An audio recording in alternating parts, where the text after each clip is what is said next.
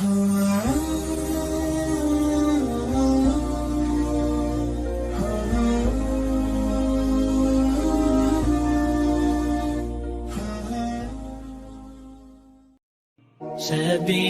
الدموع سبيل مريح، تنهدى يا صاحي كي تستريح. Bismillahirrahmanirrahim. Assalamualaikum warahmatullahi wabarakatuh. Kok tidak dengar salamnya? Assalamualaikum warahmatullahi wabarakatuh.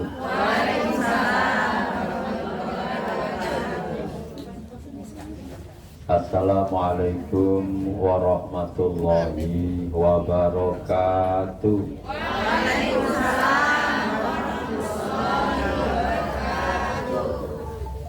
Alhamdulillahi hamdan yuwafi ni'amahu wa yukafi mazidah. Ya Rabbana lakal hamdu kama yanbaghi li jalali wajhika wa 'azimi sultanik. Asyhadu an la ilaha illallah wahdahu la syarikalah wa asyhadu anna Muhammadan abduhu wa rasuluhu la nabiyya ba'da. Allahumma shalli ala Muhammad wa ala ali Muhammad kama shallaita ala Ibrahim wa ala ali Ibrahim wa barik ala Muhammad wa ala ali Muhammad kama barakta ala Ibrahim wa ala ali Ibrahim fil alamin innaka Hamidum Majid. Assalamu ala nabi wa rahmatullah wa barakatuh. Assalamu alayna wa ala ibadillahi sholihin. Amma ba'd, ibu sekalian yang dirahmati Allah Subhanahu wa taala. Pagi hari ini saya berbahagia sekali karena bisa kembali ke desa. Yang desa kepingin ke kota, yang kota kepingin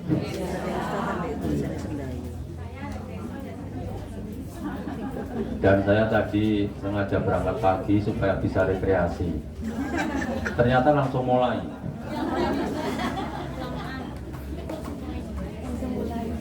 Dan alhamdulillah saya lihat ibu-ibu senang dan gembira sekali. Dan tak lihat tadi gatotnya pada habis semua. Saya memang sengaja tidak makan gatot karena saya hitam ini gara-gara gatot. Jadi supaya tidak tambah nemen ya, saya makan butir tadi nggak ada. Jadi ibu sekalian yang dirahmati Allah Subhanahu wa taala, yang pertama, jadi kita datang ke sini itu niatnya thalabul ilmi. Apa? Thalabul ilmi. Mencari ilmu. Kalau niatnya itu mencari ilmu, sahalallahu thariqan ilal jannah. Maka Allah nanti akan memudahkan jalan menuju surga. Amin.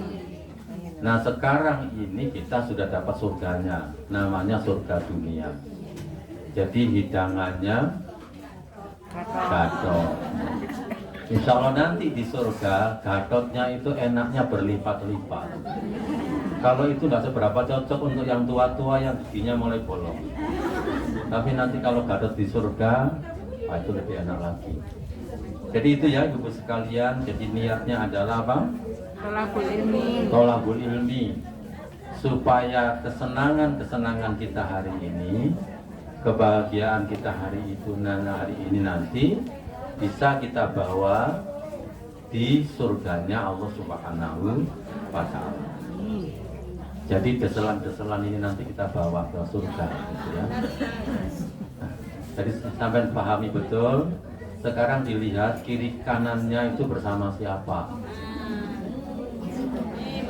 Coba diperhatikan kiri kanannya bersama siapa itu. Tahu namanya semua ya?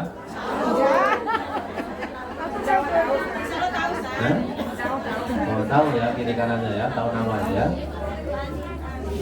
Jadi kalau tahu namanya nanti ya diajak ke surganya Allah Subhanahu wa taala.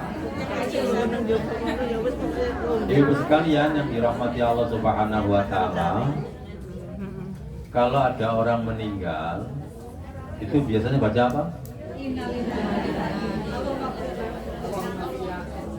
Loh, kalau ada orang baru ada pengumuman orang meninggal itu apa ya? Bacanya adalah inna lillahi wa inna ilaihi raji'un. Inna sesungguhnya kami, lillahi miliknya siapa? Allah. Terus lanjutnya apa? Wa inna dan sesungguhnya kami ilaihi kepada Allah raji'un, dan pasti akan menjadi orang-orang yang kembali. Berarti ibu-ibu semua nanti akan kembali kepada Allah Subhanahu wa Ta'ala. Jadi ibu itu dulu asalnya tidak ada. Dulu tidak ada dan tidak ada yang minta kepingin ada. Angkat tangan yang kepingin minta lahir. Tuh, kan tidak ada ya. Jadi kita semua dulu memang tidak ada, saya juga tidak ada. Lalu Allah mengadakan, Allah lah yang menciptakan melalui bapak ibu kita. Dan kita tidak bisa minta kepada Allah jenis kelaminnya, termasuk rupa wajahnya. Jadi tidak ada. Ya begitu lahir, ya itulah yang diterima oleh kedua orang tua kita tanpa permintaan kita semua.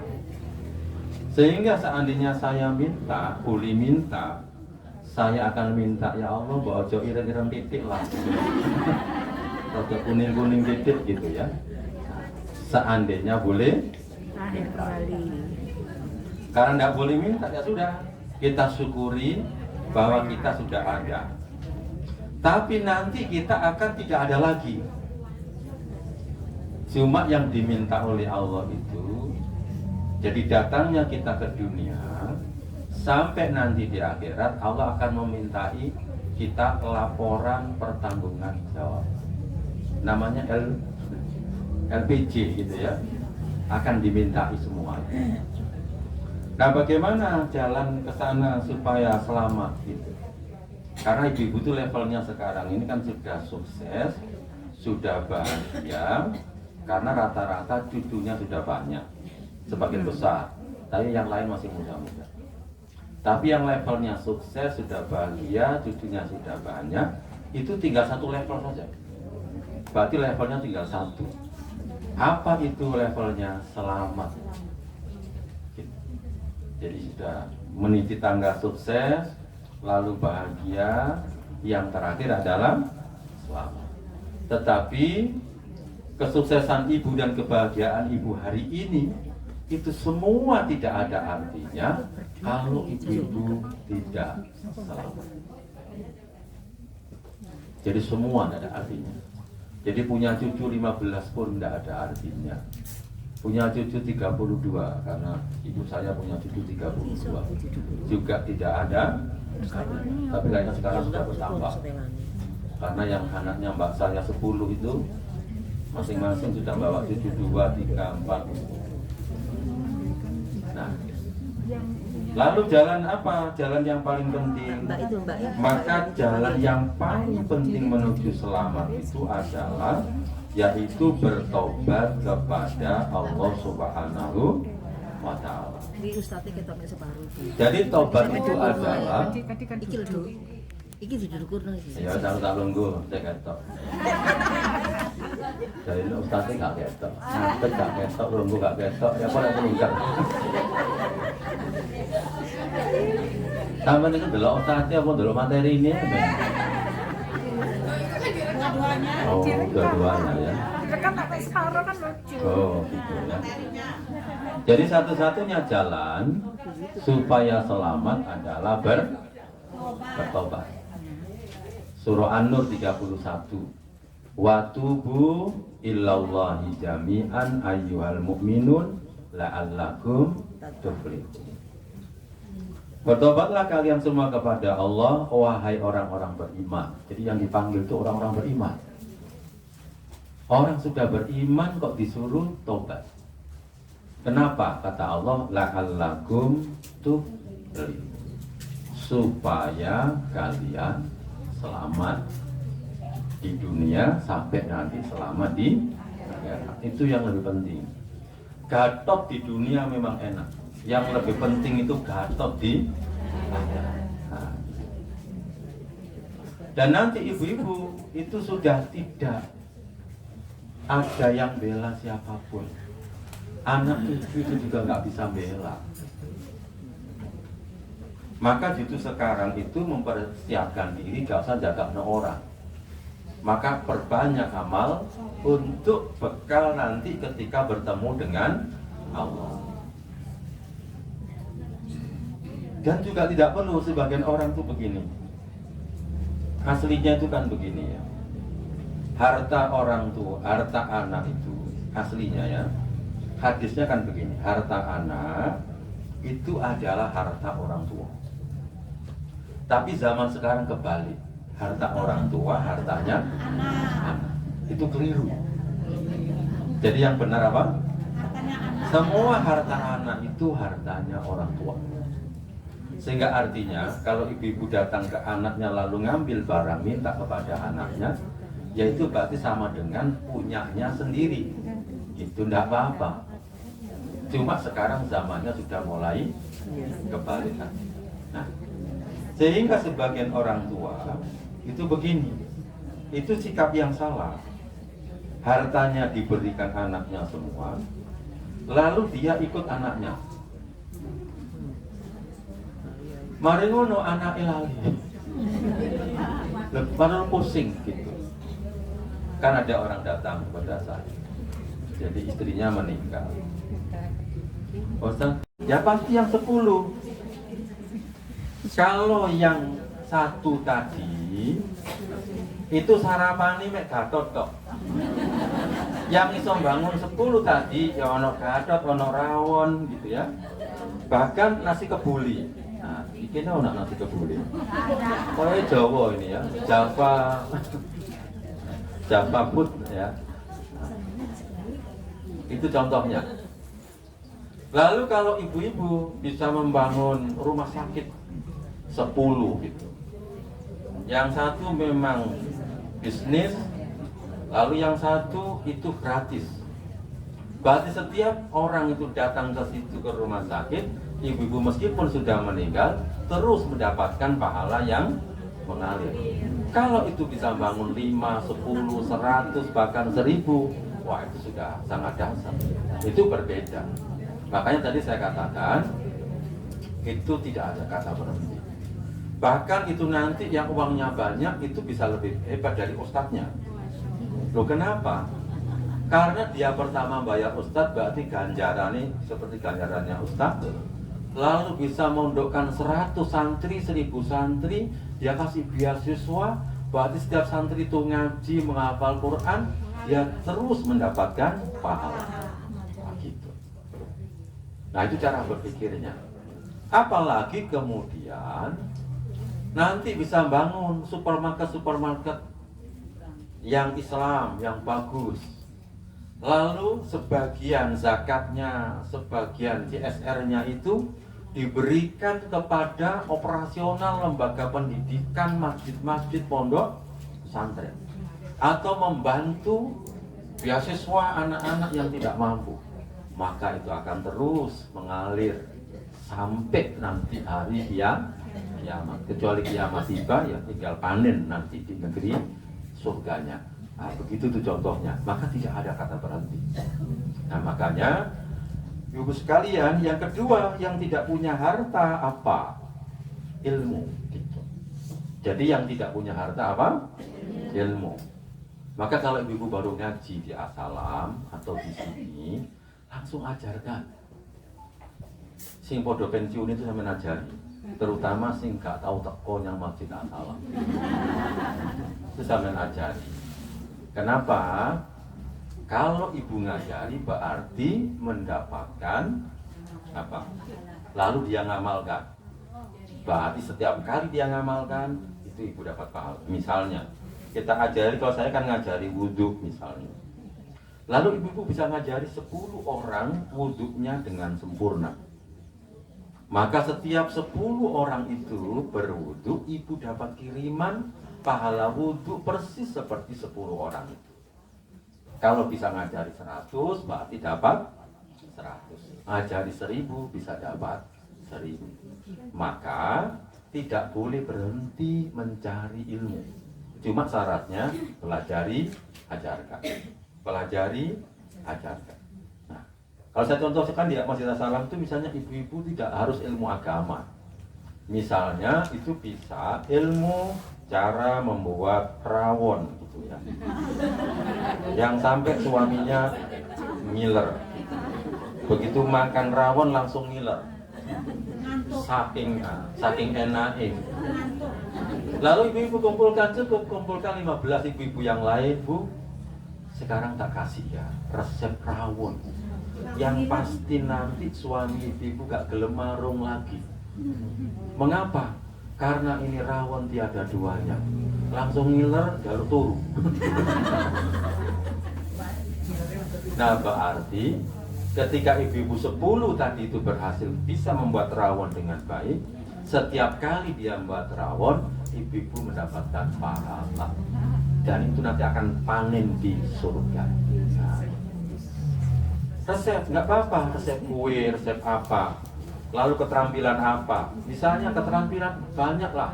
Misalnya di rumah ini banyak semut, atau di rumah banyak nyamuk. Lalu punya resep sederhana, alami, dirajamno apa? Seri misalnya gitu ya.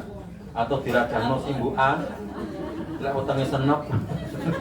Gitu. Nah, kemudian nyamuknya hilang. Berarti setiap itu orang itu kemudian mengamalkan, berarti kita mendapatkan pahalanya. Gitu. Terus saja mencari ilmu, ajarkan. Mencari ilmu, ajarkan. Makanya Nabi mengatakan begini, semua perbuatan iri itu dilarang. Semua iri dan dengki itu dilarang, kecuali dua hal ini. Kecuali dua. Yang ibu-ibu semua disuruh nyontoh. Dua itu. Siapa? Kata Nabi begini, dalam Sahih Muslim disebutkan, la hasada illa fisnatain. Tidak ada iri yang diperbolehkan dan disenangi kecuali dua hal ini. Jadi berarti ibu-ibu disuruh nyontoh. Kalau ada dua orang ini. Siapa itu? Tadi yang jelaskan. Pertama adalah rajulun atahullahu malan. Seseorang yang diberi harta yang banyak. Fasallatahu ala halakatihi fil haqqi. Lalu kemudian dia menghabiskan hartanya itu di jalan yang diridhoi oleh Allah Subhanahu wa ta'ala. Dan dia menghabiskan waktunya tidak cukup siang. Jadi menginfakkan hartanya itu nggak cukup siang karena saking banyaknya, maka malam harus infak. Jadi malam mendatangi janda-janda gitu. Mesti kenal ya. Jadi tua-tua, ada yang muda ini. Ada ya. Jadi dikasih, misalnya uang belanja semua. Kemudian besok Pak Fuqara wal Masakin. Besok memberikan beasiswa. Besok memberikan orang-orang yang sakit disuruh masuk rumah sakit semua, seluruh biaya ditanggung. Lalu membantu masjid-masjid yang mangkrak, lembaga-lembaga pendidikan yang nggak selesai mangkrak-mangkrak. Nanti nggak tanya, Pak, kurang berapa itu? 1 miliar. Oh ya, enggak apa-apa, saya tanggung semua. Kalau maksudnya begitu, ya. Itu kurang berapa, Pak? 500. Nah, nanti ada speaker di masjid, oh gak enak speakernya ya. Butuh berapa? 1 miliar, ya. Saya tanggung semua. Itu kalau uangnya banyak. Jadi kalau ada orang seperti itu, ibu disuruh iri. Maksudnya, aku kepingin seperti orang itu yang uangnya banyak untuk tegaknya agama Allah Subhanahu wa ta'ala. Lalu kenapa sekarang itu kaum muslimin kalah di Indonesia? Jawabannya, karena orang-orang kaya itu dipegang bukan orang-orang yang soleh. Nah, sehingga Nabi satu saat itu begini. Ada namanya sahabat Amr bin As. Lalu Nabi mengatakan Amr bin As kemari, kamu akan aku utus untuk mengikuti satu peperangan. Karena kalau di zaman Nabi, kalau setelah perang itu dapat rampasan perang. Karena Nabi pernah dapat rampasan perang itu 24.000 onta. Nah, lalu sama Nabi apa? Dibagi. Jadi kamu Abu Sofyan, kamu ambil 100, bawa pulang ke Mekah 100. Aqra bin Habis, kamu 100. Jika notok 100, 100. Nah, jadi kita kembali ke sahabat-sahabat tadi namanya, sahabat-sahabat tadi Amr bin As. Kata Nabi apa? Aku ingin nanti dalam peperangan ini ketika kamu pulang, kamu mendapatkan harta rampasan perang yang banyak. Dan aku ingin nanti kamu itu punya ghanimah yang banyak. Perhatikan kata-katanya. Amr bin As apa jawabannya? Dia mengatakan, ini aslam. Aku masuk Islam ini bukan karena mencari harta rampasan itu, tetapi aku masuk Islam itu adalah uhibbul Islam, karena aku mencintai Islam. Lalu yang kedua, wa an akuna ma'a Rasulillah, supaya saya nanti bersama Rasulullah Shallallahu Alaihi Wasallam. Nah, perhatikan kata-kata Nabi. Ketika dia tidak mau mencari apa tadi, tidak mau harta, tetapi karena cinta apa? Islam. Lalu Nabi mengatakan begini, ya Amr bin As, ni'mal mal as-salih lil mar'i salih. Wahai Amr, harta yang baik itu adalah harta yang dimiliki oleh lelaki soleh. Jadi artinya kalau orang-orang soleh itu mempunyai uang yang banyak, maka itu sangat baik. Bisa menyelesaikan rumah sakit yang mangkrak, bisa menyelesaikan pembangunan, bisa menyelesaikan pembangunan masjid, jalan-jalan yang rusak bisa dia bantu. Kemudian tidak punya toko, dibangunkan toko, tidak punya musola, dibangunkan musola. Kalau itu lelaki soleh. Lelaki soleh itu kerugiannya, kalau menurut ibu, kalau menurut saya enggak. Kalau menurut ibu itu cuma satu dok kelemahannya, lek duwe akhir rabi maning. Yang lain enggak. Tetapi kalau lelaki itu tidak soleh, ya rabi maning, ya nakal, ya ini lebih banyak lagi. Cuma kata Nabi itu. Jadi sekarang kenapa kita tidak bisa apa-apa, tidak bisa menegakkan ini tidak boleh, ajaran Islam ini tidak boleh? Jawabannya, karena yang tidak soleh itu hartanya banyak.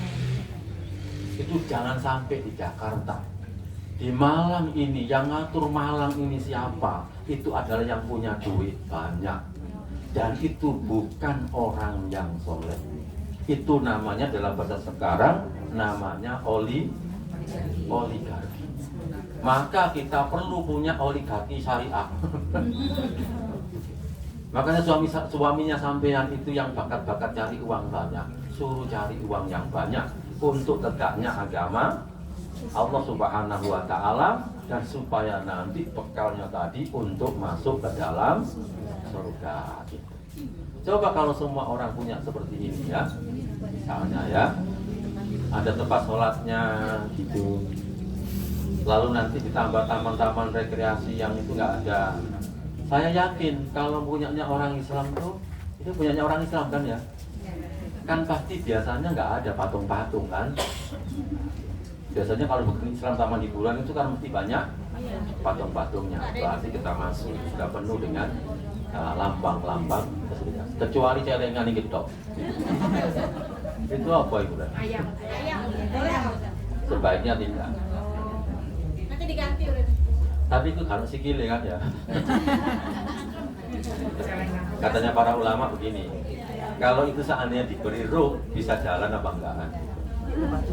Karena kalau kakinya berarti ya tidak sempat. Tapi sebaiknya kotak, amalnya masjidnya kau ini. Jadi itu yang pertama ya. Kita disuruh kalau ada orang kaya, dia gampang sekali gitu ya, menyumbangkan hartanya untuk tegaknya agama Allah Subhanahu wa Ta'ala. Untuk keluarganya, untuk saudaranya, untuk orang lain, pokoknya untuk tegaknya agama. Lalu yang kedua siapa? Yang kedua adalah rajulun atahullahu hikmatan, seseorang yang diberi ilmu pengetahuan, lalu dia menghabiskan waktunya itu untuk menyelesaikan problem orang dengan ilmunya, menghabiskan waktunya untuk mengajari orang dengan ilmunya itu. Itu yang perlu dikejar. Ibu-ibu yang umurnya sudah di atas 55 mengejarnya dua itu. Banyak melakukan amal sosial yang menghasilkan amal jariah. Maka nanti jangan jaga orang. Duh, sini muka-muka anakku ndongakno, sini ndongakno gitu. Anak itu ya, kalau orang tua itu pasti ingat anak.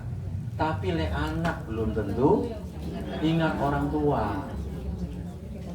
Kalau orang tua itu pasti ndongakno bendino terhadap siapa? Anak. Tapi kalau anak belum tentu gitu. Saya sendiri dulu merasakan gitu ya. Ketika saya naik haji itu ibu saya, kata adik saya, itu bendino ndongakno. Tapi ketika ibu saya haji, ya kadang-kadang aku ya lali. Begitu. Oh, tidak ini anjene gitu. Karena kebetulan hajinya lebih dulu saya. Lalu kemudian ibu saya. Saya juga merasa tidak enak ketika saya naik haji. Ya kebetulan saya tidak haji sendiri karena tiba-tiba disuruh haji ya. Tidak apa-apa, tapi ibu belakangan. Dan ibu juga saya paksa untuk naik haji. Dan alhamdulillah, karena orang tua itu biasanya begitu, perlu saya ceritakan. Nah, biasanya orang tua itu kalau tinggal di desa itu tidak mau diajak ke kota, apalagi ikut anaknya dia sudah nyaman di desa. Tetapi saya ingin menyelamatkan. Kalau di desa di Blitar itu masih penuh dengan abangan ya, orang-orang Islam abangan itu kan penuh dengan kesulitan dan lain-lain. Dan alhamdulillah kemudian satu saat bisa saya bujuk. Dan kebetulan adik saya itu sekolahnya di Malang, kuliahnya di Malang, lalu dapat suami Malang, kemudian ngajarnya di Malang. Harus pulang Malang Blitar. Wah, dia capek nih sekarang. Diajak pergi ke Malang, tidak mau. Nah, itu caranya begini, nanti ibu boleh punya begitu, yang keluarga muda-muda, ya caranya kan gampang.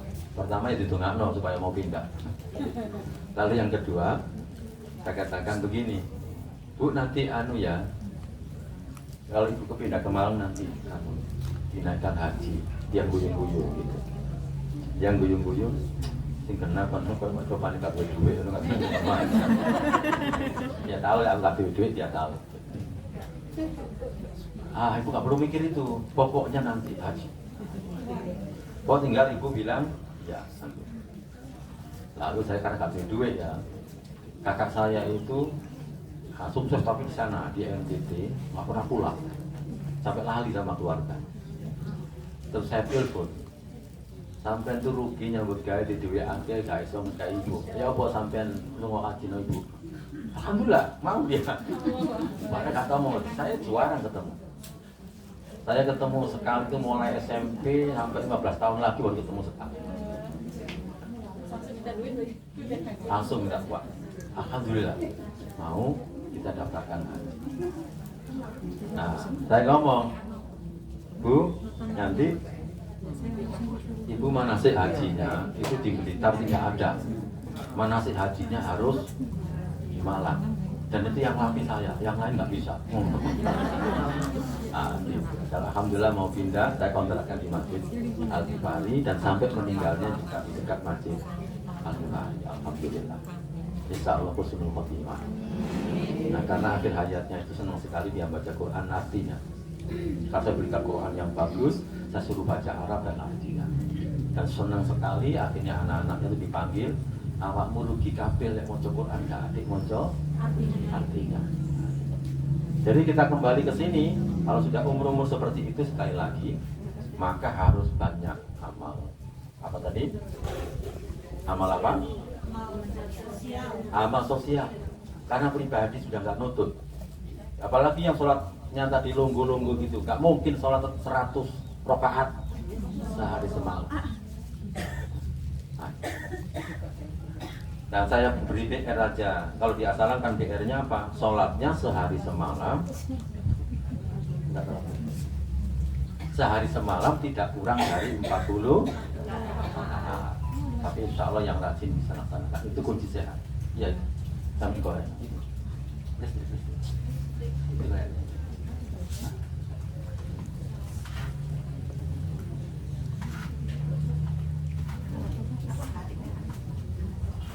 Nah, saya beri rumus ya ibu-ibu ya. Jadi ibu-ibu yang sudah dengkulnya mulai linu itu sudah berkali-kali saya sampaikan. Obatnya supaya nggak linu itu, ya sholatnya tidak boleh kurang dari 40 rakaat. Itu supaya sehat. Maka nggak perlu ibu-ibu ikut senam yang aneh-aneh. Sekarang kita senam macam-macam supaya sehat. Sebenarnya supaya sehat itu cukup, sholat itu sudah cukup, sudah sangat cukup. Pertama ya, kalau yang dengkulnya linu itu maka duduk di antara dua sujud, Robbi firli warhamni, gitu ya. Maka itu diulang, jangan sekali, diulang 3 kali 5 kali. Pokoknya duduknya lebih lama. Itu supaya ulinya tidak kering. Lek kering suntiki ya rodok. Kecuali bawa ke Malaysia nggak pakai suntik, dikasih vitamin tok kemudian selesai. Nah, jadi itu caranya. Kalau si kait linu maka jangan sholat dengan duduk.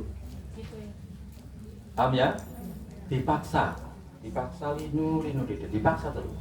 Nah, dan insya Allah nanti akan. Karena kemarin saya tanya lagi, ini ada ibu-ibu kemarin dia lama tidak masuk karena pandemi ngaji, lalu kemudian masuk. Saya tanya, lu kok tidak naik becak sekarang? Sekarang saya berjalan. Gimana kakinya? Alhamdulillah, masya Allah, alhamdulillah. Dia senang sekali. Karena dulu sakit, tidak bisa duduk di antara dua sujud itu. Kemudian saya suruh latihan, dipaksa. Tapi sholatnya sehari semalam itu harus tidak kurang dari 40 rakaat. 11 rakaat sholat malam. Kalau tidak bisa 11 ya sholat duhanya ditambah. Qobliyah ba'diyahnya 12. Yang wajib adalah 11. Nah, qadarullah dia itu pergi ke Jakarta nyambangi anaknya. Nah, di Jakarta sholatnya selalu dijamak dan dikosong. Lah kok mulia Malang masuk pengajian loromane dengkulnya itu loh, karena dia juga agak gemuk kayak ibu gitu. Dokter. Gemuk kan sehat. Urus tidak sehat dan tidak baik. Nah, loh bu kenapa sakit lagi? Oh iya, soalnya saya jamak kosong aja, dicoba lagi ya. Bismillah. Mudah-mudahan Allah memberikan kesembuhan, dicoba lagi sholat 40 rakaat 30 bulan. Alhamdulillah, dicoba lagi sampai sekarang itu sembuh. Meskipun dia gemuk, tetapi dia umurnya ya sudah 60 ke atas dan lebih lagi. Dan alhamdulillah itu ya. Lalu yang kedua, saya tidak banyak-banyaknya, nanti banyak rekreasinya saja. Nah, kemudian yang kedua itu kalau urusan jantung ya. Jadi urusan jantung yang paling penting. Nah, maka itu sujudnya yang lama. Ya. Sujudnya yang lama berapa lama? Paling sedikit 15 kali. Tasbihnya itu 25 kali, perutnya ditarik ke depan. Kemudian tangannya itu seperti orang push up ya. Push up itu berarti ditekan tangannya, ditekan keningnya, lalu 10 telapak kakinya itu mancal seperti orang mancal. Kan ditekan, lalu berarti mancal. Lalu dadanya sambil dibuka begini, memang kalau sholat di rumah ya. Jadi dadanya buka, perutnya ditarik ke depan, ditekan. Nah, yang lama 15. Karena seperti itu, insya Allah tidak mudah terjadi penyumbatan. Asal tadi ya 15 kali. Nah, tapi ibu-ibu sekalian, caranya bagaimana? Ya kalau ibu senam itu 1 jam, mestinya ibu-ibu sholat duhanya 1 jam. Lho kok guyu sampean repot. Senam ya, senam bayar ya wani sak jam. Salat duha gak bayar gak wani. Jadi artinya kapan itu akan sehat jantungnya? Kalau sholatnya sampai keringetan. Nah itu keringetan sholat. Jadi sholat duha sampai keringetan. Kalau qiyamul lail meskipun cuaca dingin itu sampai keringetan. Itu baru pas. Tapi gerakan sholatnya itu gerakan yang disengaja, bukan gerakan yang tidak niat. Kalau senam itu disengaja apa enggak? Sengaja. Kan iya kan? Begini gitu kan? Kan enggak. Tapi sampai sholat Allahu Akbar kan begitu. Itu beda. Maka takbir saja itu disengaja. Ya contohnya ya. Kalau sengaja itu kan begini. Ini diangkat begini, Allahu Akbar ya, ditarik ke belakang, Allah. Loh, kan sengaja. Lalu ketika berdiri juga sengaja. Ini dipegang di sini, perutnya ditarik ke atas, dadanya dibuka. Jadi berdiri tegak. Nah, lepas betul kabeh dibuat mau bisa. Begitu keretak langsung keringetan. Memang begitu. Nanti rukuknya ditarik ke depan sampai gegernya itu ketarik, lalu kemudian lututnya, pahanya semua tertarik ke depan, perutnya ditarik ke depan, lalu ditekan lututnya sampai di depan. Nah, itu sengaja. Sehingga nanti rukuknya paling sedikit 15 kali, 35 kali, sujudnya juga 15 kali atau 35 kali. Maka insya Allah itu pasti lebih sehat daripada senam. Saya ingin tanya sekarang, teman tak tanya. Gerakan senam itu berasal dari mana? Donda, berasal dari mana itu? Dari Cina kan? Ya dari Cina ya, yang sekarang ada itu. Ya dari China ya dari Eropa dari mana-mana. Intinya adalah dari penelitian orang yang ahli di bidangnya. Yang ahli jantung diteliti, oh supaya jantung sehat gerakannya gini-gini, ini kan begitu. Nah, saya tanya, ada orang yang meneliti jantung, yang satu ini menciptakan jantung, yang lebih ngerti yang mana? Antara yang meneliti jantung sama yang menciptakan jantung itu loh. Iya, makanya saya beritahu. Yang menciptakan jantung itu mengajari sampean suruh sholat gerakan. Yang menciptakan tulang ini mengajari kita suruh bergerak sholat. Berarti kan lebih paham Allah. Makanya olahraga sholat itu cukup untuk semua umur. Lek tenis itu umur 55 ke atas sudah tidak baik. Banyak gerak refleksnya. Iso-iso mati di lapangan tenis. Oh dan banyak. Di tempat saya ini kan masjid, ini lapangan tenis. Dan banyak yang mati di situ. Yang terakhir itu yang mati memang non muslim. Wes gak sholat, gak yang masjid tenis. Saya tanya mati, muslim apa enggak? Bukan Ustaz, ya wis sampean urus saya tak ngaji. Tapi lek muslim ya saya urus. Lek bukan muslim kan beda urus yang lain. Jadi Allah itu kan lebih tahu. Gerak yang dibutuhkan oleh tubuh itu Allah lebih tahu karena Allah yang menciptakan. Hanya selama ini kita ini durasi waktunya kurang. Lalu yang kedua gerakannya kurang sempurna. Nah, seperti itu. Memang kita belum banyak praktek. Kalau saya pelatihan sholat itu belum banyak, memang belum maksimal. Ini lagi saya teliti ulang sambil saya minta kepada Allah mana gerakan-gerakan yang paling sempurna. Memang hari ini saya masih konsentrasi, wudhunya saya selesaikan betul, saya koreksi ulang supaya betul-betul sempurna, baru nanti akan masuk kepada sholat.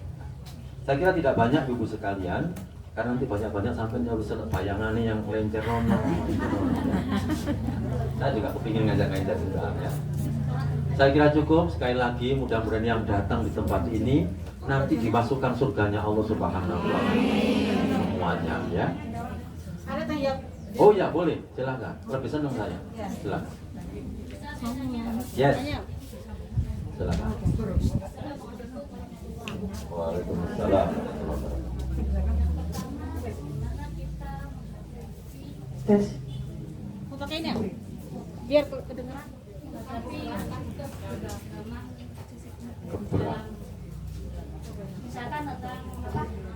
tayamum seperti itu. Iya. Lah kita pengajian di kampung itu biasanya tayamum seperti ini, sementara pemahaman orang-orang yang ada di dalamnya itu beda lagi gitu. Iya.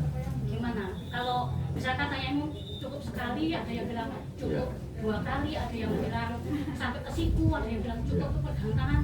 Iya. Menghadapi Terus, itu, yang kedua, kedua itu misalkan kita menghadapi juga. Ya, Menghadapi misalkan ada orang yang percaya dengan keyakinan, misalkan jualan gini yo, Ya. kok tiba-tiba basi semua seperti ya. itu. Terus dia bilang, oh di orang seperti itu. Kalau kita yo bilang ta'ala, saya bilang gitu. Iya. Ini kita Iya. Salam. Yang pertama, bagaimana menghadapi perbedaan? Itu gampang ketika kita tahu sumber aslinya. Jadi yang pertama, sumber asli ajaran agama Islam itu Al-Quran. Ya. Yang kedua apa? Yang kedua, hadis. Lalu kok bisa tayamum itu? Yang satu itu cukup sampai pergelangan tangan, yang satu sampai sini. Maka perintah Al-Quran tidak ada penjelasan seperti itu. Lalu kemudian Nabi memberikan penjelasan, hendaklah dia mengusap tangan. Nah lalu muncullah definisi tangan. Yang dimaksud tangan itu yang mana? Ketika tangan dia mengatakan dari sini sampai ke sini. Lalu ada hadis prakteknya itu yang hanya di pergelangan tangan kalau tayamum. Tapi kalau wudhu sampai siku karena ayatnya jelas ilal marofik sampai siku. Nah ternyata itu adalah hadisnya memang ada 2. Di Indonesia itu Imam Syafi'i memakai hadis yang sampai siku, definisi tangannya sampai siku. Kemudian imam yang lain hanya sampai pergelangan. Nah kalau seperti itu bagaimana? Ibu yakin yang mana, pilih salah satu. Lalu yang kedua menghormati yang lain, karena semua ada sumber dari hadisnya. Nah, begitu caranya ya Bu ya. Jadi ketika datang ke kampung, bagaimana ibu tayamum? Begitu, oh ya enggak apa-apa, itu benar ya sudah. Tapi saya memakai yang model seperti ini karena saya memakai hadis yang ini. Nah, begitu caranya, sehingga tidak perlu disalahkan, itu berarti sama benarnya. Nah, itu namanya perbedaan variasi. Tapi anak-anak yang baru belajar itu biasanya cenderung ini salah, ini benar. Jadi misalnya, dulu ketika kita sedang sekolah, doa iftitah itu mesti Allahu Akbar kabiro, walhamdulillah kasih. Lalu kita SMA sekolahnya catnya biru, dulu SD-nya catnya hijau. Oh doa iftitahnya ganti Allahumma ba'id baini wa baina khataaya. Akhirnya merasa yang lama itu salah, yang baru ini yang benar. Padahal tidak begitu. Yang lama juga benar, yang baru juga benar. Nah, itu karena dulu hanya diajari satu hadis, mungkin gurunya waktu itu untuk memudahkan. Kalau itu namanya perbedaan variasi. Namanya dalam bahasa fikih namanya ikhtilafut tanawu. Perbedaan variasi. Maka harus saling menghormati karena semuanya benar. Itu membutuhkan keluasan ilmu. Jadi misalnya ada seorang anak muda datang kepada saya, Ustaz, alhamdulillah sekarang saya kalau tasyahud pakainya sudah pakai yang baru. Nah terus yang lama bohong.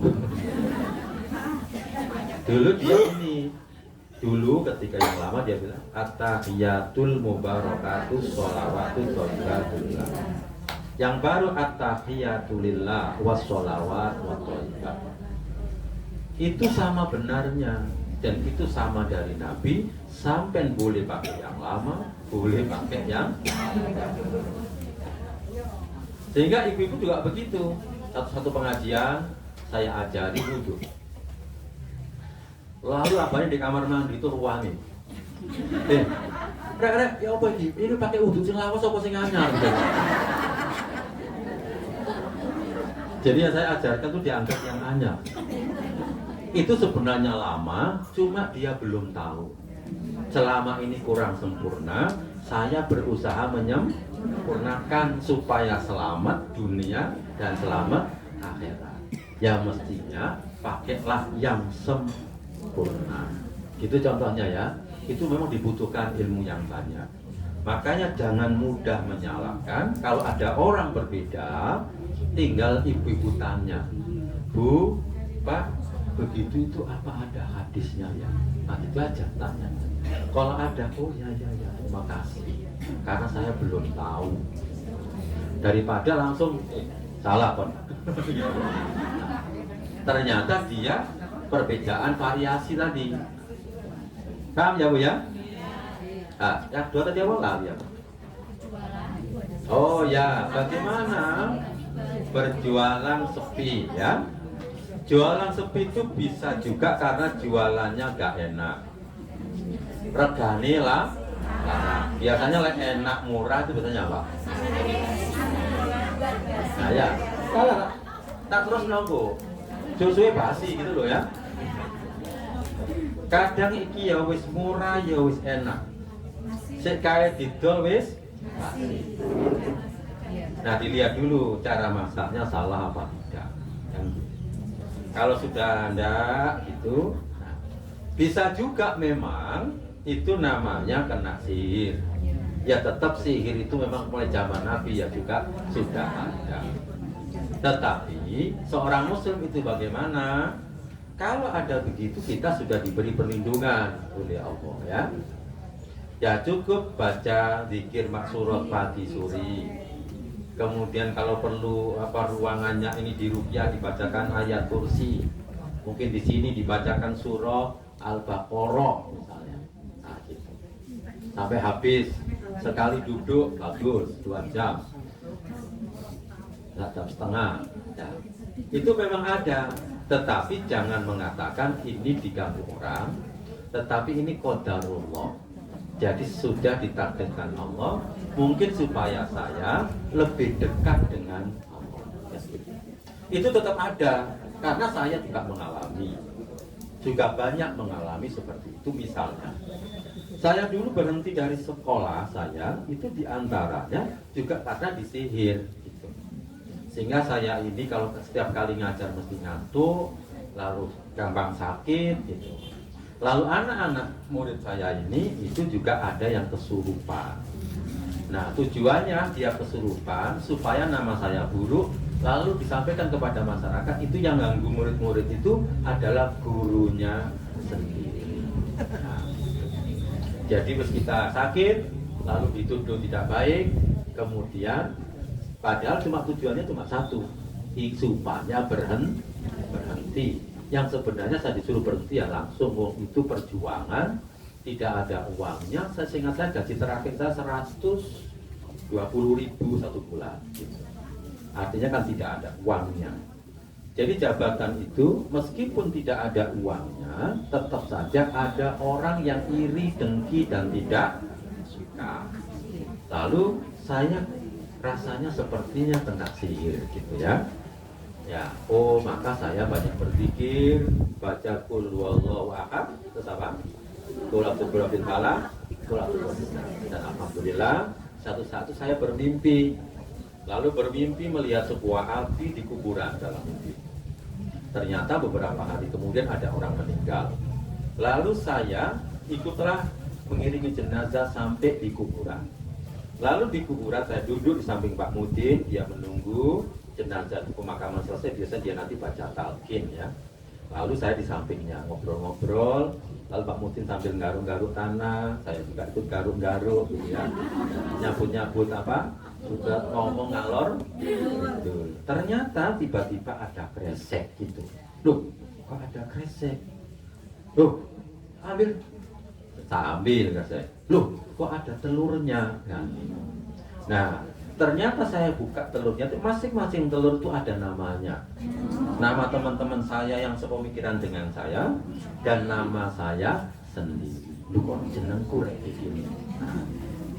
Nah maka nanti kalau ibu mendapati telur yang ada nama ibu-ibu ya, Itu diapakan? Diceplok apa dikatakan? Didadar langsung dimakan ya. Tidak perlu dimakan, berarti dibacakan ayat kursi lalu dibuang. Pertanyaan sihir itu memang adalah ini buktinya ya. Cuma kalau Allah tidak menghendaki, saya ditunjukkan sama Allah. Padahal kalau nggak ditunjukkan Allah pasti nggak tahu saya. Mengapa? Orang lain beritahu saya, Ustaz, sampai disihir, aku ruh orang ini meletakkan di kuburan. Aku golek sedino belum tentu bisa gitu. Golek sakmono ambane kuburan.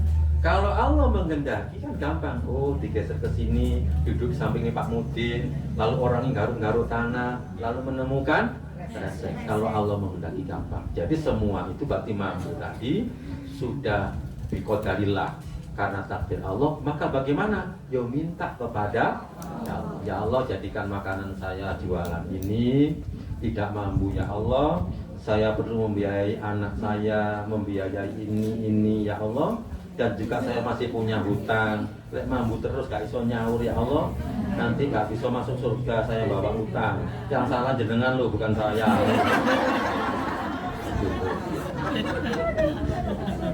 Gitu ya, paham ya?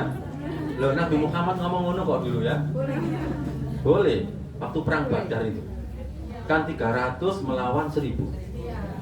Nabi Muhammad tuh nangis-nangis, ya Allah, kalau sampai 300 ini kalah, Engkau tidak disembah lagi di muka bumi ini. Beri kami kemenangan. Ya. Nah, gitu ya Bu ya.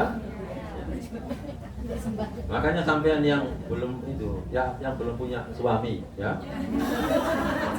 Ya Allah, nanti saya ini dablek ya Allah, berilah suami ya Allah, secepatnya datang, yang lebih baik dari yang dulu-dulu. Yang dulu-dulu itu mangkel no, mudah-mudahan yang sekarang tidak mangkel. Boleh ya? Oh. Yang romantis itu mahal harganya itu ya. Ayo tadi silakan. Ya Bu, silakan. Wah, enak.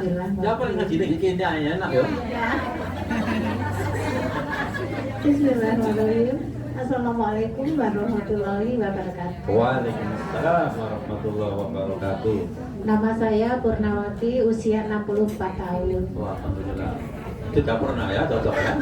Saya sudah purna. Ya, cocok. Burung ngomong. Terus? Ustadz, saya di sini mohon ya, di sini dan minta info.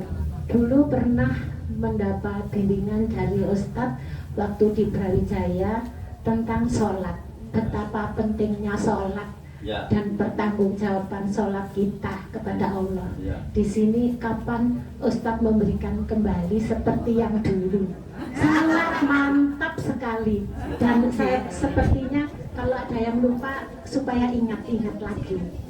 Saya banyak teman, membawa teman banyak itu berkesan dan kepingin lagi. Terima kasih. Wassalamualaikum warahmatullahi wabarakatuh. Yang pertama, orang solehnya gak duit-duit. Karena itu acaranya kurang lebih 200 sampai 300 juta. Pertama ya. Dan sekarang sih nyelengi. Lalu yang kedua, itu gedungnya masih belum ada yang boleh. Jadi sama doakan, nanti kita akan lobby-lobby lagi. Ada gedungnya yang boleh dipakai. Karena gedung itu dulu tidak boleh aslinya. Cuma saya lobby-lobby, rektor yang dulu lobby-lobby ambil di kandang. Sampai masuk acara ibadah nggak oleh gitu kan. Dan alhamdulillah akhirnya boleh. Sekarang masih rektornya baru, masih baru lobby-lobby mencari jalan. Doakan ya. Mudah-mudahan nanti 2024. Mudah-mudahan serbaguna mana? Itu tidak cocok karena tidak ada tempat wudhunya dan tidak ada tempat sholat. Ya. Kalau bikin sendiri itu nanti banyak hal. Ya, biayanya berapa? tapi tempat latihan sholatnya itu kurang, pokoknya kurang sip. Karena untuk ibu harus sendiri, untuk bapak sendiri, gitu ya. Jadi itu panggung saya itu saya tidak mau naik panggung kalau panggungnya harganya tidak 60 juta. Karena itu TV-nya itu sewanya 1 meter 1 juta. Nah, makanya kalau ibu-ibu solihah semua nanti sugi-sugi semua, dan kali meter virus 150 biasa kecil. Nah itu mudah-mudahan nanti menjadi begitu kecil gitu ya, gitu ya Bu ya. Tapi kalau dengan cara yang sederhana pakai LCD yang ada di Masjid As-Salam, nggak apa-apa. Nanti saya ajari semua dari awal. Nah, jadi saya ajari semua dari awal sampai akhir dan praktek di situ. Ada ini, ibu ada bukunya kalau mau beli ke Ustaz. Belum, Ustaz, belum. Sholatnya belum. Itu hanya buku wudhu. doa ya. Hanya Masih wudhu. doa. Masih wudhu. Jadi Doa sudah. Wudhu. Sholatnya belum jadi. Kalau yang mau pesen boleh dari titip saya wudhu. Harganya mahal 150.000. Enggak mahal. Bawa Ustaz. Nanti sekarang nggak bawa. Ya. Kan nggak dititipin. Itu yang paling penting bukan bukunya, Tapi praktek. tetapi kalau punya buku lalu kita ajari caranya. Saya tidak suka kalau beli buku dan ibu tidak pernah tahu prakteknya saya. Memang video juga saya sediakan, juga ada. Ada di dalam Videonya di YouTube juga ada, bukunya ada. Tetapi saya yang paling senang kalau ibu datang. Kenapa? Karena wudhu itu harus dirasakan. Nah kalau datang ikut praktek itu nanti berbeda. Insya Allah begitu ya Bu ya. Doakan tahun 2024 rezeki kami lancar.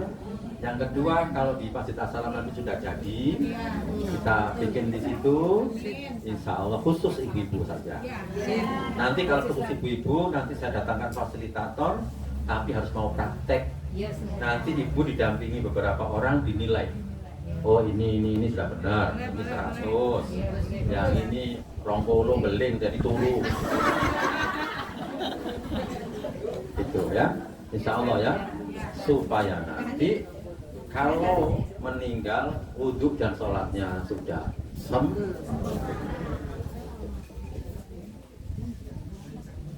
apalagi? Ya. Oh ya. Assalamualaikum warahmatullahi wabarakatuh. Menyambung yang tadi soal ikhtilaf ya Pak Ustadz, Ya, karena perbedaan. beberapa kita sudah diajarkan, apakah boleh kita sholat itu memakai misalnya iftitahnya sekarang pakai yang A, kemudian Ya. sholat yang berikutnya pakai B gitu, berbalik. Ya. Nah itu satu. Yang Ya. kedua, karena sesuai dengan flyer katanya itu mengenai tanda-tanda diterimanya taubat. Nah, saya belum mendengar. Iya. Yang lain juga belum mendengar. Biar ilmunya banyak kan Ustaz. Oh ya. Pokoknya sampai duhur enggak apa-apa wis.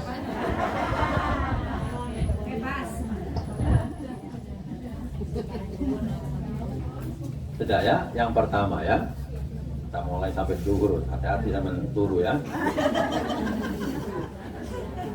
Jadi yang pertama, justru begitu memang. Jadi Rasulullah itu kalau sholat, misalnya subuh, Allahumma ba'id baini, nanti maghrib, Allahu akbar kabira walhamdulillahi katsira. Lalu kemudian isya, wajah tu wajah lillazi fatara samawati wal ardh. Besoknya apalah begitu. Jadi itu yang baik ganti-ganti kalau hafal semuanya. Kalau hafalnya cuma satu, ya satu itu aja. Timbangannya tak sholat ya. Tahu ya? Saya?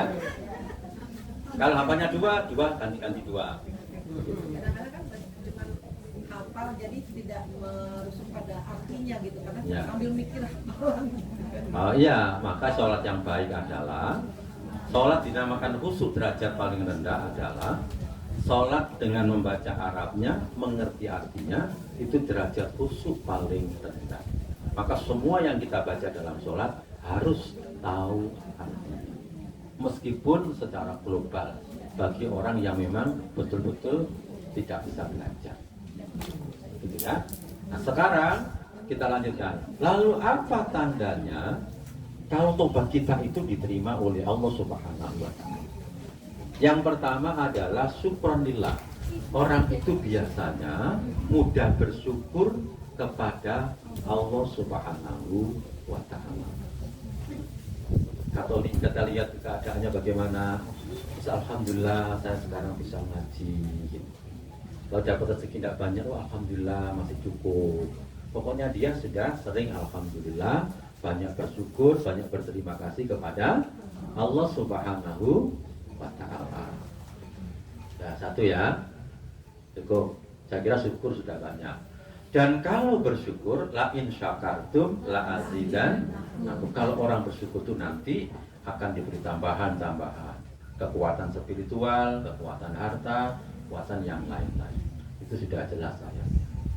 Dan lalu yang kedua, orang yang diterima tobatnya itu biasanya amalnya lebih baik dibandingkan sebelum bertobat. Jadi amalnya pasti lebih baik. Kalau sama, pasti tidak. Itu berarti belum diterima itu. Itu biasanya pada diterima, dia mesti lebih baik. Karena apa? Illa man taba wa amana wa amila sholih. Kecuali itu dalam surah Al-Furqan ya. Kecuali orang yang bertobat tadi, maka dia beriman, beramal soleh. Maka dilihat saja kalau amalnya lebih banyak. Jadi amalnya pasti lebih banyak. Karena apa? Dulu merasa melakukan kesalahan-kesalahan dan kemudian dia bertobat, maka dia beramal. Kemudian yang ketiga, Allah akan merubah semua yang buruk itu berupa hasanah, berupa kebaikan, diganti. Yubadilullah sayyiatihim hasanah. Jadi Allah akan mengganti yang buruk semua dulu dengan kebaikan. Jadi jangan khawatir. Jadi kalau sudah bertobat, itu pasti semua keburukannya habis, lalu diganti dengan kebaikan.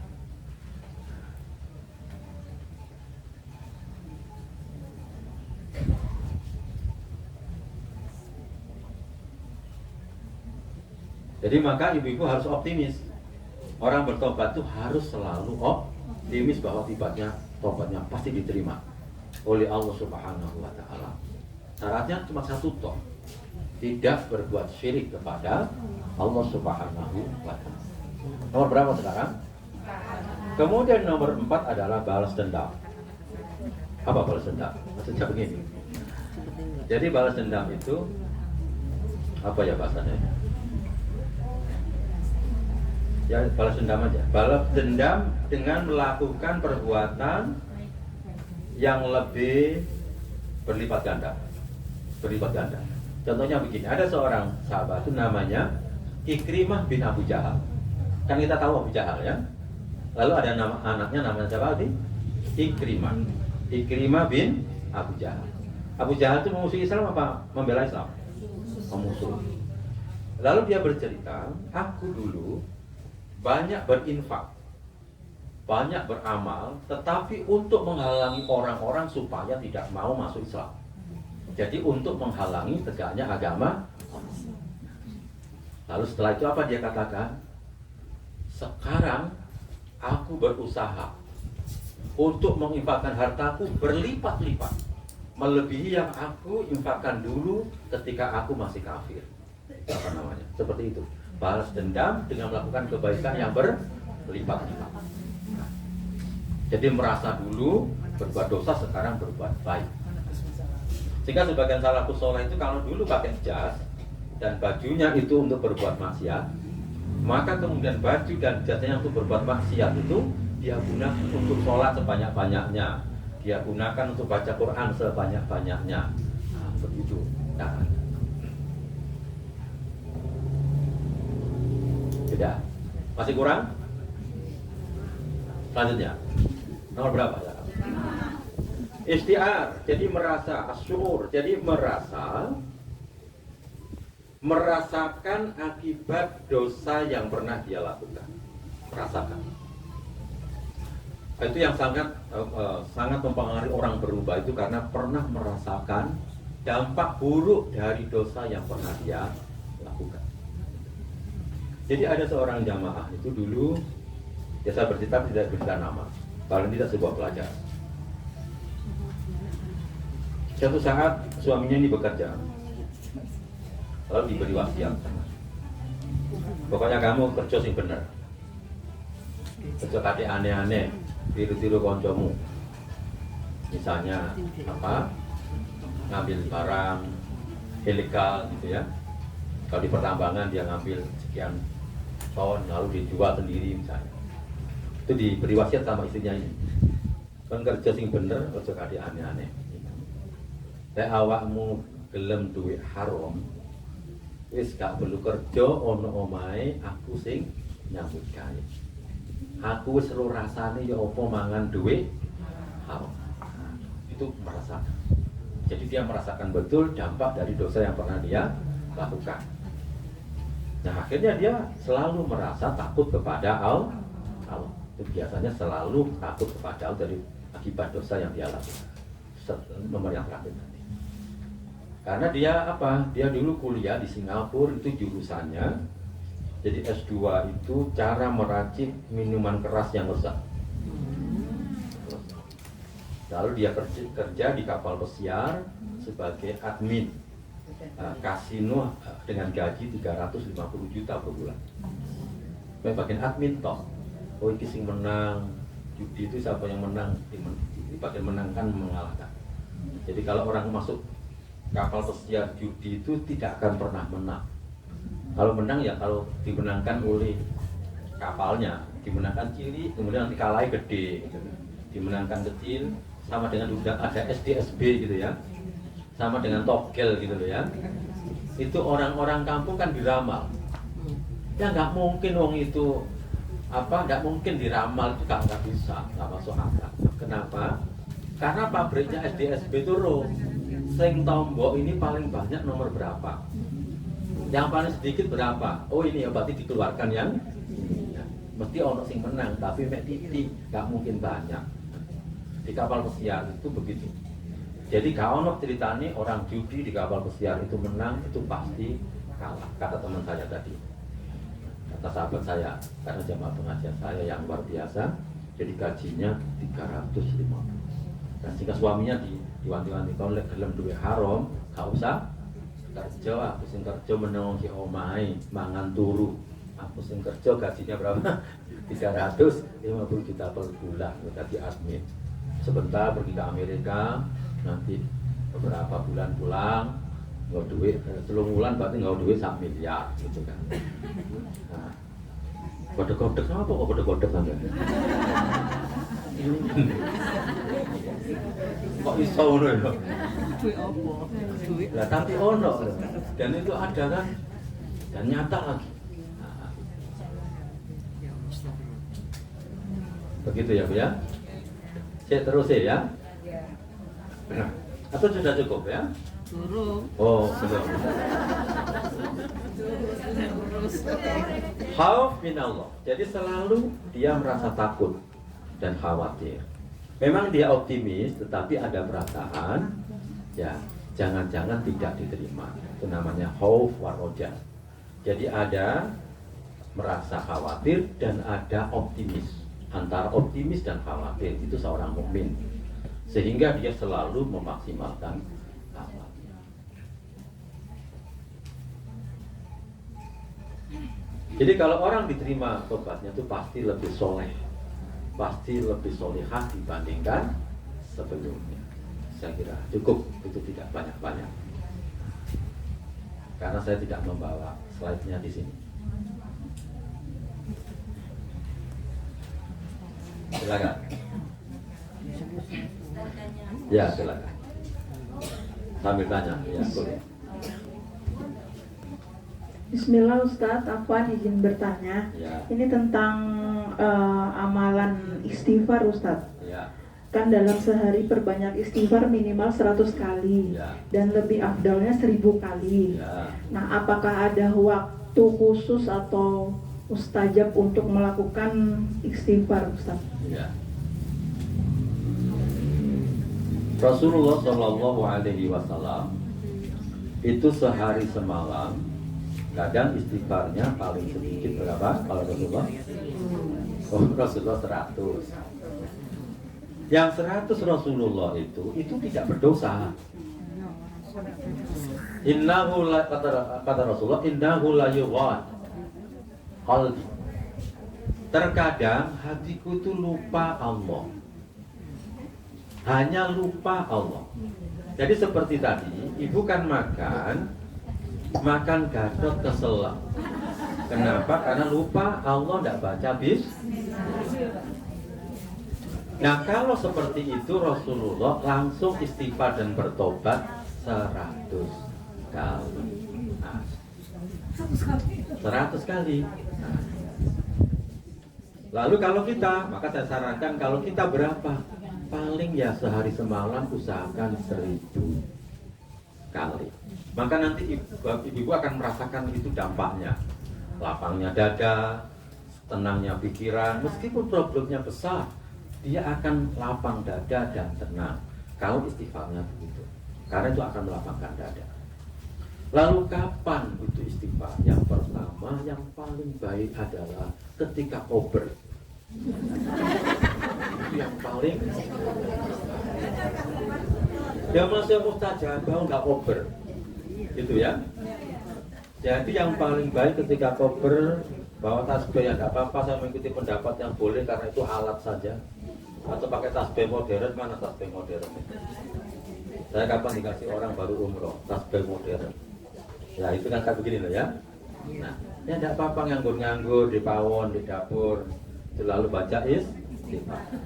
Karena nggak dihitung gini, aras-arasen. Aku mau sholat di roy. Tapi di sini bisa lihat, kurang 100, dapat 900. Bisa dihitung untuk memudahkan, untuk memotivasi. Itu bagi level yang benar.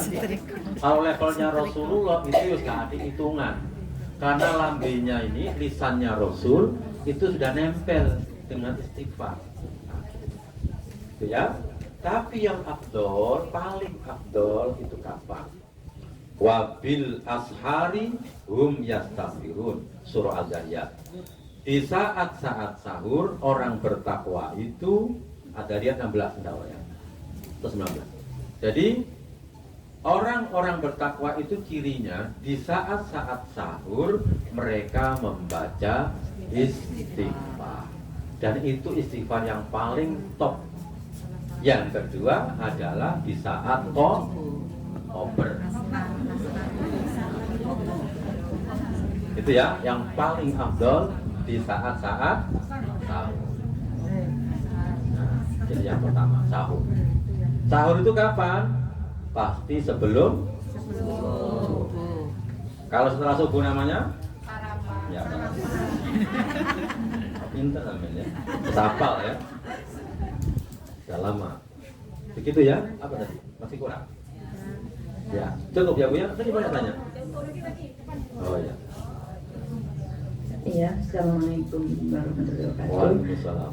Ustadz, ini saya mau bertanya tentang rangkaian sholat tahajud. Ya. Saya kan berasal dari Jogja, Ustadz. Jadi ketika mau sholat tarawih, jadi pertama mengenal rangkaian sholat tahajud yang mau saya tanyakan ini ialah ketika kita mau sholat tarawih bareng-bareng di Jogja itu sebelum, ya maksudnya setelah Isya lalu doa, lalu kita mau mendirikan sholat tarawih. Nah itu kita dipersilakan, jadi tidak dipimpin oleh imam, yaitu sholat pendek 2 rakaat.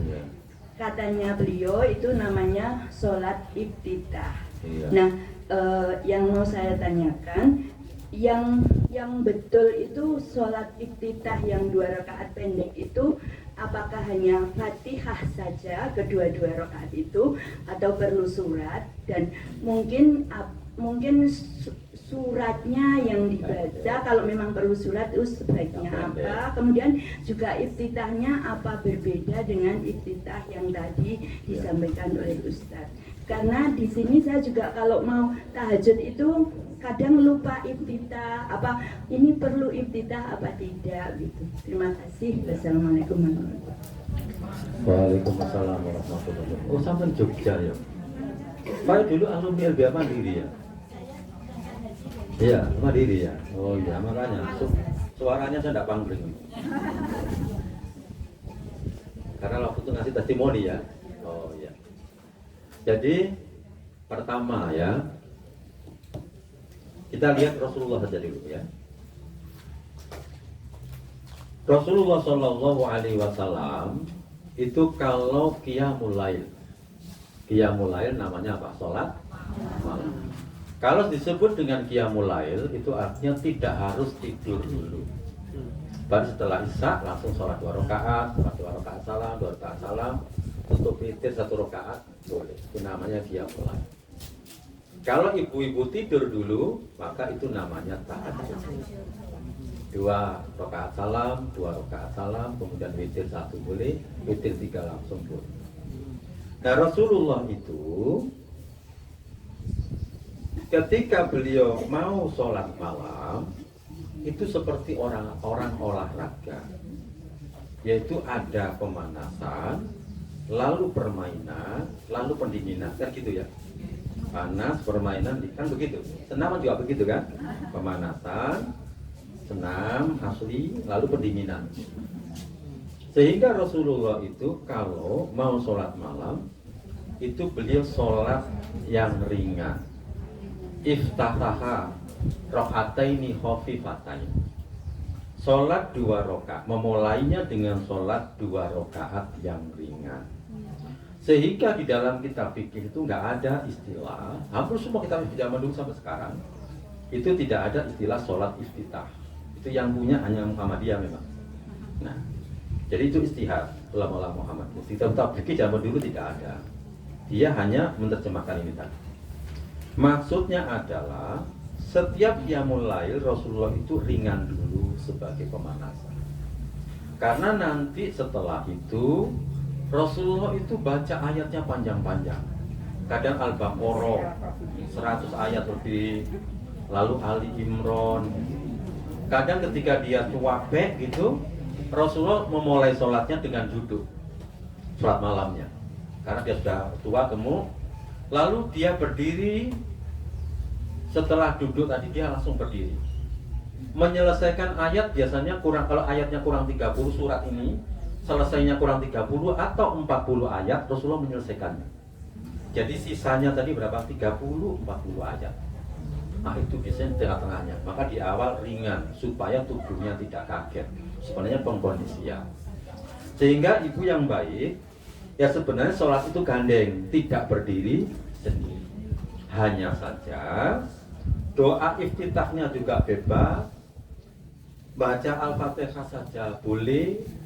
Kemudian kalau ada suratnya yang pendek, qul ya ayyuhal kafirun sama idaja rakaat kedua juga boleh.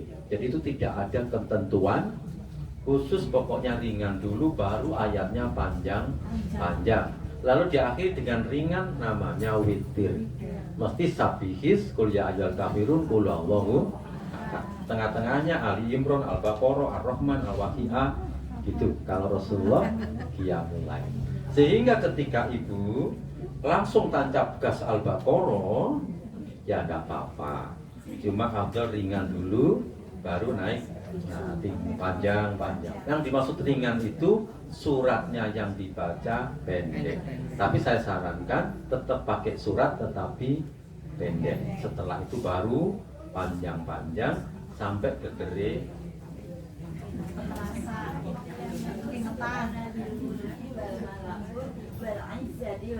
Ya boleh. Wal kibriya wal adoma. Ibu pakai itu boleh. Pakai Allahumma robba Jibrila wa Mikaila boleh. Pakai Allahu akbar kabira walhamdulillah katsira wa subhanallahi bukratan wa asila. Sampai situ saja boleh. Nah, jadi itu bebas. Ya. Wallahu a'lam. Ada lagi Bu? Ada masih ada yang tanya lagi? Ayah sambil menghabiskan Sambil kacangnya itu. Saya memang dikasih siapa-apa nggak apa-apa itu. Ada yang tanya lagi? Ibu? Oh, masih ada, silakan. Oh, tidak ada ya, alhamdulillah kita cepat. Ada Ustaz ada. Ya. Assalamualaikum warahmatullahi wabarakatuh. Waalaikumsalam. Nama saya Lewi. Lady Diana. Oh, tak pikir Lady Diana. Ya, silakan Bu. Dibaca doa di antara dua sujud. Ya. Itu kok 3 kali. Kalau yang gantung 15 kali itu yang bagaimana? Doanya dua di antara sujud. Oh. Pertama, doa di antara dua sujud itu kan Nabi pernah ngajari begini saja. Robbi firli, Robbi firli, Robbi firli, begitu toh. Tapi Nabi pernah, jadi berdirinya membaca 100 ayat, ya. Lalu Nabi rukuk baca Subhana Rabbiyal Azim, lamanya seperti lama berdirinya, sujud lamanya seperti lama berdirinya, lalu duduk di antara dua sujud, baca Robbi firli, Robbi firli, Robbi firli, lamanya seperti lamanya sujud. Jadi kalau baca Robbi firli, ibu paling tidak baca 5 lah ya, 5 kali Robbi firli, Robbi firli, Robbi firli baca, paling sedikit 5. Paling bagus ya tidak bisa dihitung. Nah kemudian yang kedua, ibu boleh baca, biasanya bisa Robbi firli, warhamni, wajburni, warfa'ni, warzukni, wahdini, wa'afini. Nah, tidak pakai wa'fu'ani ya, karena wa'fu'ani itu tidak ada hadisnya. Kalau ibu dulu sudah hafal ayatnya, tapi itu bukan hadis, itu tambahan orang. Jadi kalau aslinya cuma Robbi firli, warhamni, wajburni, warfa'ni, warzukni, wahdini, wa'afini. Nah ini supaya tadi lebih sehat lututnya, ibu bisa ulang 3 kali. Robbi firli, warhamni, wajburni, warfa'ni, warzukni, wahdini, wa'afini. Ulangi lagi. Robbi firli, warhamni, wajburni, warfa'ni, warzukni, wahdini, wa'afini. Ulangkan lagi. Itu maksudnya. Paham ya? Nah, kalau sujud ya boleh baca Subhana Rabbiyal A'la 35 kali. Kalau rukuk Subhana Rabbiyal Azim 5 kali. Atau Subhana Rabbiyal Azimi wa bihamdihi. Atau Subhanakallahumma Rabbana wa bihamdika Allahumma qul. Yang terakhir ini cocok untuk pensiunan. Mengapa? Karena Nabi itu di akhir hayatnya rukuk dan sujudnya baca itu. Subhanakallahumma Rabbana wa bihamdika Allahumma qul. Karena turun kepada beliau surah Idza jaa nasrullahi wal fath.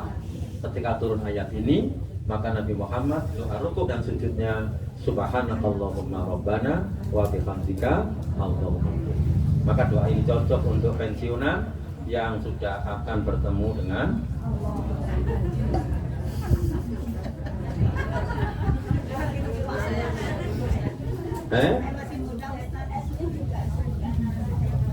ya nggak apa-apa.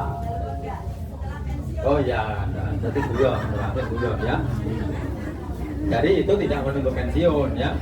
Ya, begitu Bu. Sudah ya, kita tutup ya Bu ya.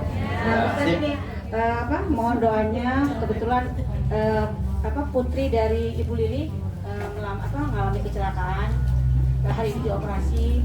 Juga mungkin ada beberapa ibu yang lagi sakit jadi nggak bisa hadir. Mohon didoakan.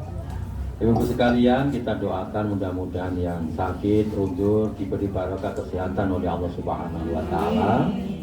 Yang tidak datang juga diberi kesehatan, keberkahan oleh Allah Subhanahu wa Ta'ala. Dan kita semua yang paling penting diberi kemudahan, diberi keberkahan, keselamatan dunia dan di akhirat. Dan mudah-mudahan semua anak-anak kita, anak-anak cucu kita menjadi orang-orang hebat, orang-orang soleh dan solihah di masa yang akan datang, supaya mereka menjadi orang-orang yang berkontribusi untuk tegaknya agama Allah di muka bumi ini. A'udzubillahi minasyaitonirrajim. Bismillahirrahmanirrahim. Alhamdulillahirabbil alamin. Allahumma shalli ala Muhammad wa ala ali Muhammad kama shallaita ala Ibrahim wa ala ali Ibrahim. Wa barik ala Muhammad wa ala ali Muhammad kama barakta ala Ibrahim wa ala ali Ibrahim fil alamin innaka Hamidum Majid. Rabbana dzalamna anfusana wa illam taghfir lana wa tarhamna lanakunanna minal khasirin. Rabbana atina fid dunya hasanah wa fil akhirati hasanah wa qina adzabannar. Rabbana hab lana min azwajina wa dhurriyyatina qurrata a'yun waj'alna lil muttaqina imama. Allahumma inna nas'aluka husnal khatimah wa na'udzubika min su'il khatimah. Rabbana yassir lana umurana wa hassil maqasidana. Allahumma sholli ala Muhammad wa ala ali Muhammad kama shallaita ala Ibrahim wa ala ali Ibrahim. Wa barik ala Muhammad wa ala ali Muhammad kama barakta ala Ibrahim wa ala ali Ibrahim fil alamin innaka Hamidum Majid. Alhamdulillahirabbil alamin. Mohon maaf kurang lebihnya. Assalamualaikum warahmatullahi wabarakatuh. Alhamdulillah ma syabbal huda wa haba wa ma takallama jid'un fil hasya taraba wa hina man zahabadrullahi sya'a lahu tawarraka subhu fi kafayya wa antasabaha. Ya Rabbal Alamin, Ya Rahmanu Ya Rahim, salli Rabbi wa sallim